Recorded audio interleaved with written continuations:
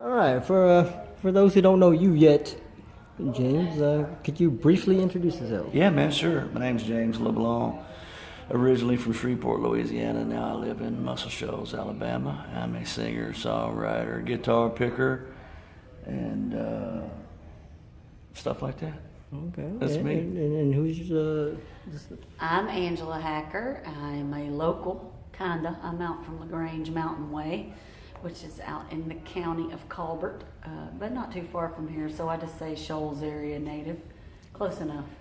So I you're- play, I pick, I sing, whatever all that entails. Right. Write songs. write songs? Talk about songwriting. What came first, your love for music or songwriting? I mean, I love songwriting. Well, how And I did love music. They kind of go together. So music, you can't really have a love for music if there's no song, or at least for me. I like listen to the radio and stuff growing up. Well, may I ask your age? I'm about to be 20. 40 What? in a couple of days. Okay. So, Angela, when did you realize? When did you realize that you had a knack for writing? Well, you know what? I started playing guitar, learning how to make chords when I was like 7. And then a couple of years later, like maybe before I was 10, but I didn't know a whole lot on the guitar. So I started making up my own words and songs and writing them down. It just kind of came. I just wanted to do it. Well, how So I did that so I'd have more songs I could play on the guitar. So I started making up my own. So it's been kind of going on since then. And then what about performing?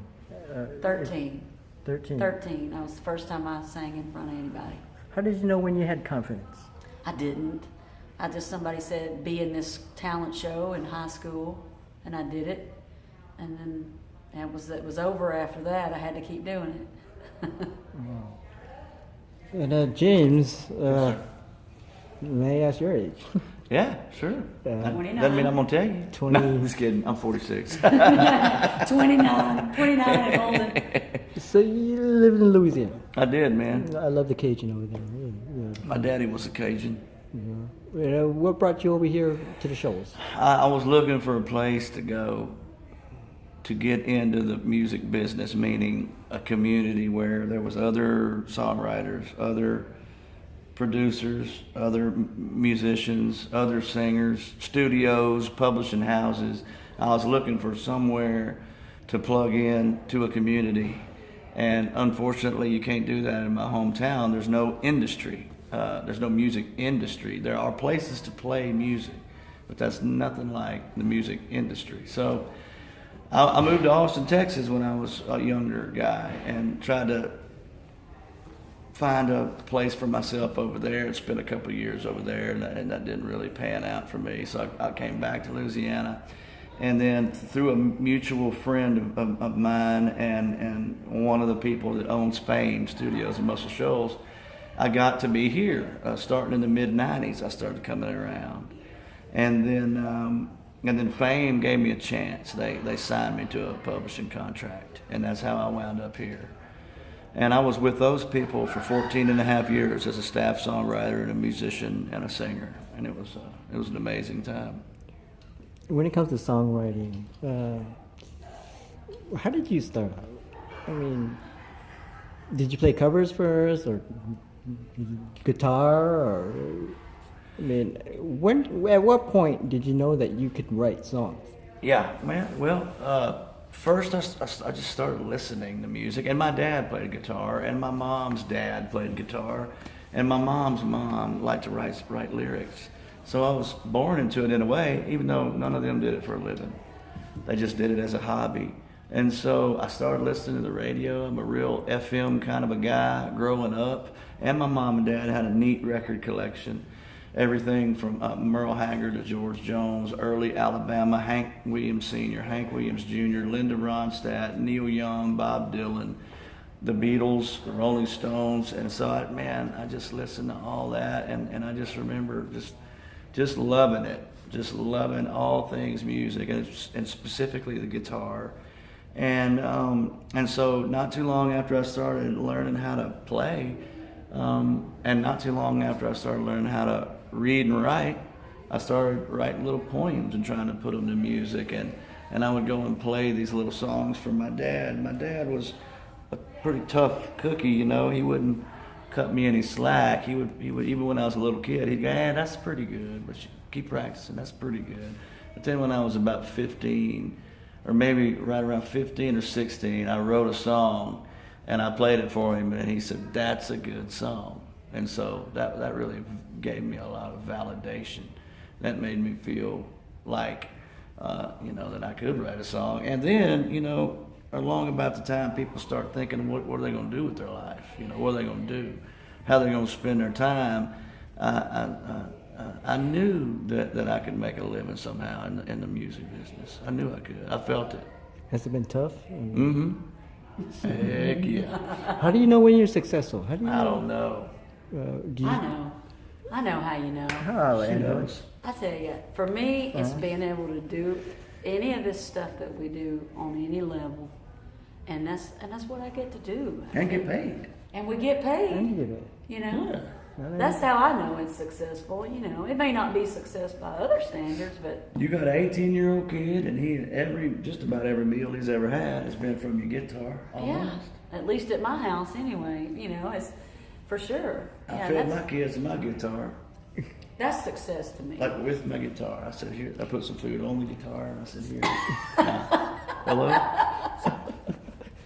Back to songwriting. Do you guys hear voices in your head, or what? You guys? All the time. No, I'm just kidding. I mean, like, what? How do you come up with the lyrics? Is it like after a few beers? And, so, Used to be. yeah. It usually starts with, I've done it several different ways. In the 40 years I've been doing it. A lot of different ways, a lot of different processes. And when I write with other people, I'm pretty good at writing in any kind of a way they want to go about their process. If they want to do this first or that first, I don't care. But usually for me, it starts with a phrase, a catchphrase, or an address, like that song I played a while ago, 48885, or on modern day Bonnie and Clyde. I got some gas in Duboc, Louisiana one day, and that's where Bonnie and Clyde got shot and killed. And I saw a pamphlet on the counter at the convenience store where I got the gas, and it was a picture of them, and a picture of the car all shot up and stuff like that. And I put that in my car, and I carried that into my songwriting appointment. So usually what happens is I make appointments with other songwriters, and we sit down together, and we try to, and I usually have multiple ideas that I've saved up to take into a writing session. Catchphrases, just words, ideas, concepts. And it starts there for me 90% of the time, and goes from there. And I bat things around with my co-writer, and we hopefully, come out with a song 3 or 4 hours later. That's usually about how long it takes. Wow. Interesting kind of. Yeah. I mean, younger generation now, they're growing up. Maybe they got it, maybe they don't. What advice would you give to them?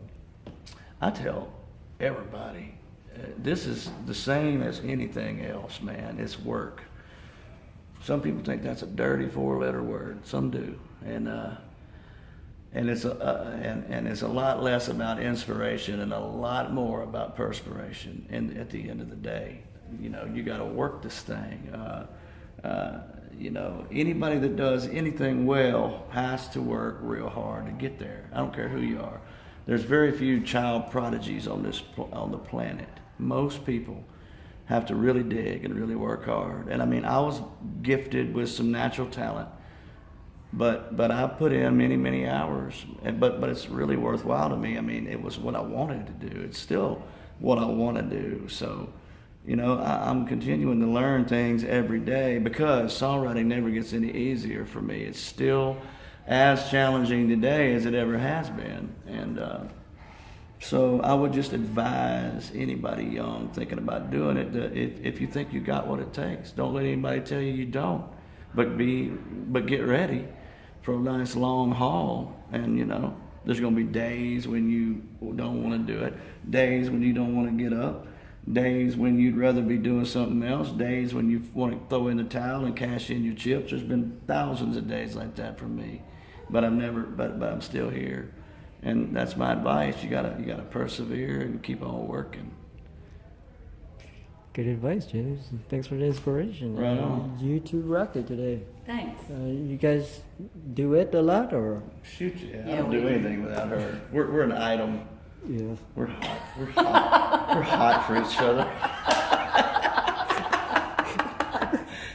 You gotta have the sense of humor in there too. Is there anything you want to add to? Buy my record. It's called Nature of the Beast. You can find it. Yeah, show it. There it is right there, y'all. You can get it on Amazon.com. You can listen to it on Spotify, Apple Music, Pandora, just about anywhere music is sold. Y'all buy one, you're going to like it. I promise.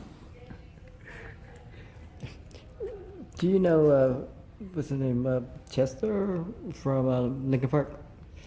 Heard about it. What are your thoughts on that? Terribly sad. Terribly sad. It's bad enough to get something like cancer or have a car wreck or anything, and it's bad enough for something like that to happen. But to me, it's extra tragic when somebody takes their own life, and extra tragic. He was a role model. He made a big impact when it came to music. Yeah, man. Yeah, it's just extra tragic to me. You know, who knows, man? He lived to be 90 years old. You know, who knows what more he could have done, and people he could have influenced in a positive way and stuff like that. And for anybody to drink themselves to death or drug themselves to death or to take their own life, to me, it's just extra tragic because it doesn't seem like it was that person's time to go. I think the moral of the story to me is, you know, and I'm sure that guy is a role model to some. You know, he said you were a big fan, but to remember that these people that do what we do, are people. They're people, and they got to wake up every day and put their pants on one leg at a time, and they got to go through from the time they wake up to the time they go to bed and deal with reality or don't. And you know, and I love music. And there's a lot of people I respect in music. Obviously it's my thing that I love, but you know, the idea that somehow somebody that writes a song or plays a song, sings a song, and plays an instrument or whatever, or actors or whatever they are, that they're up here somehow above everybody else, it's just not true. They're just people. They're just people, and people hurt. And hurt people, and sometimes when you're hurt, you hurt yourself. And most of the time, I mean, you're going to hurt others usually, but you're going to hurt yourself usually more. So I find it real sad. But they're just people. Well, Just people. You guys seem like you guys gained a name, a reputation, and pretty well known around here. And any goals? Yeah, I just want to be able to keep on doing what I'm doing until the day I check out of here. Like Angela said a while ago, on whatever level, you know, whether you're Chester or whether you're just a guy like me who is a staff songwriter, and I make my little records and I sell my little records and I go around and do my little gigs. But I just hope I get to keep doing that. You know, I hope I get to keep on doing that because that's what I love to do. And I would like to continue to be able to do that. I mean, would I like thousands or maybe even millions of people to dig my music? Sure I would. In the meantime, I hope I just get to be able to do this on whatever level, like Angie said, until I get out of here, until I check out of the planet. That's what I'm looking to do. Could y'all imagine doing anything else? Not really. No. I've tried. This I is your tried for passion. some years to think if there was anything else that I could do, because I didn't know if I could write any more songs, and I didn't know if I wanted to, and if I wanted to even sing a whole lot anymore. And but I couldn't come up with anything else. And I appreciate it a lot more now than I ever did. I didn't appreciate it a lot in, you know, not so distant past. I wasn't very grateful for my gifts and opportunities that I'd been given, and so I appreciate it a lot more now, which is really cool. I get to enjoy a gig like this and not be so scared that I'm just like ready for the moment that it's over, that I can run out of here, because that's how I used to be. You know, I can actually enjoy like whatever the moment is I'm in. I still get nervous a little bit, like in these settings, because people are up in your face, but I enjoy it a lot more now. Appreciate it and enjoy it a lot more. Awesome. Well, thanks for your time. Thank you. James, Thank and, you. Thank Very you nice very to much. meet you. Good And, interviewer. Have a great day. And don't forget, how many albums you got? Pardon me? How many? I've got another one. It came out about 14, 15 years So ago. this is your latest one? That's the latest one. It just came out a month ago. Nature is a Beast. All right. You can get it anywhere music is sold. Y'all get one. James LeBlanc, everybody. Right on? And Angela Hatter. Hacker. That's That's it. right. Thanks, guys. Thank you.